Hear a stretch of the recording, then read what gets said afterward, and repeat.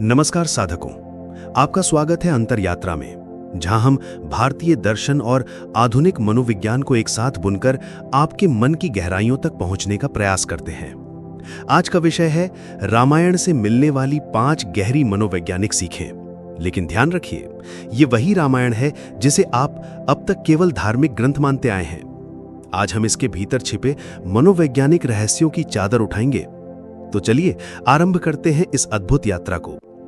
पहला सबक, संयम और सेल्फ कंट्रोल। रामायण का सबसे बड़ा नायक श्री राम है। उन्होंने हर परिस्थिति में धैर्य, संयम और संतुलन बनाए रखा। चाहे पिता की आज्ञा मानकर वनवास जाना हो या सीता की खोज में कठिन रास्ते पार करना, उन्होंने भावनाओं को अपने विवेक पर हावी नहीं होने दिया। मनोविज्ञान हमें बताता है कि सेल्फ कंट्रोल ही हमारी लॉन्ग टर्म सक्सेस की कुंजी है। स्टैनफोर्ड मार्शमैलो एक्सपेरिमेंट में बच्चों को 2 विकल्प दिए गए, अभी एक मिठाई खाओ या थोड़ी देर रुककर 2 मिठाई पाओ। जो बच्चे इंतजार कर पाए, बाद में उनके जीवन में अधिक सफलता और स्थिरता देखी गई।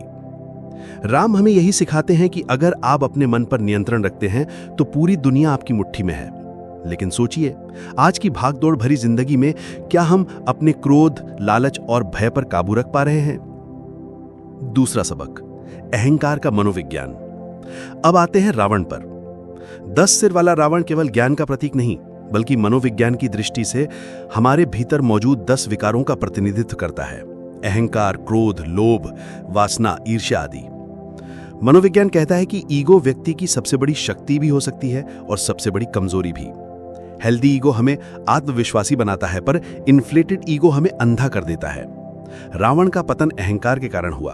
उसने सोचा कि वह अजय है, लेकिन यही सोच उसे विनाश की ओर ले गई।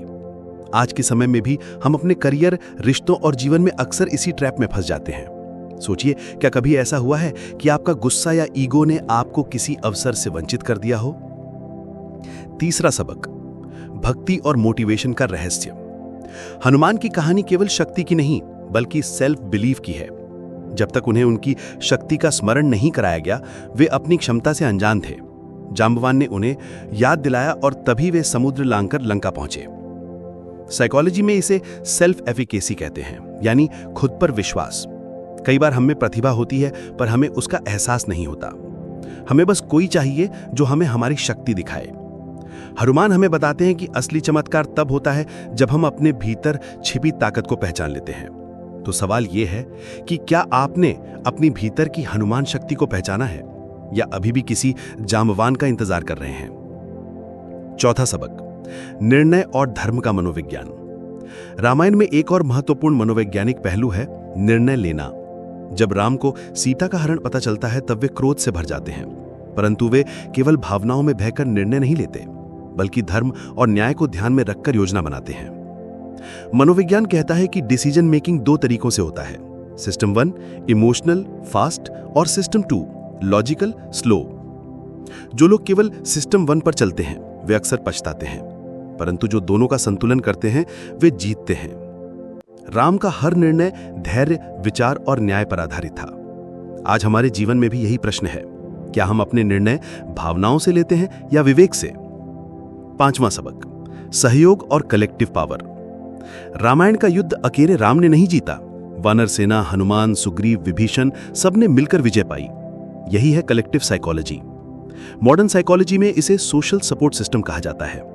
रिसर्च बताती है कि जिन लोगों का इमोशनल सपोर्ट स्ट्रांग होता है, वे जीवन में अधिक खुश और सफल रहते हैं।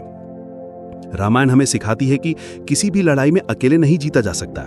असली ताकत है सहयोग और टीम स्पिरिट। सोचिए, क्या आपके पास भी ऐसी टीम है जो आपके जीवन के कठिन समय में आपके साथ खड़ी हो? तो साधकों, ये थी रामायण से मिली 5 गहरी मनोवैज्ञानिक सीखें। पर क्या आप जानते हैं कि इन 5 सीखों से भी आगे रामायण में ऐसे छिपे रहस्य हैं जो सबकॉन्शियस माइंड की गहराइयों तक पहुंचते हैं? उदाहरण के लिए, सीता हरण केवल एक घटना नहीं, बल्कि हमारे मन के इनर कॉन्फ्लिक्ट्स का प्रतीक है। रावण का लंका ले जाना हमारे मन की भ्रमित इच्छाओं की ओर इशारा करता है। क्या आप इन रहस्यों को जानना चाहेंगे? अगर ये यात्रा आपको ज्ञानवर्धक लगी हो तो जुड़े रहिए अंतर यात्रा से, जहां हर कथा के भीतर छिपा मनोवैज्ञानिक सत्य हम उजागर करेंगे।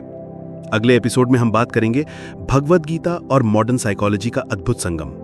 यकीन मानिए, इसे सुनने के बाद आप अपने मन की शक्ति को नए दृष्टिकोण से देखेंगे। तो बने रहिए हमारे साथ, क्योंकि अंतर यात्रा अभी शुरू हुई है।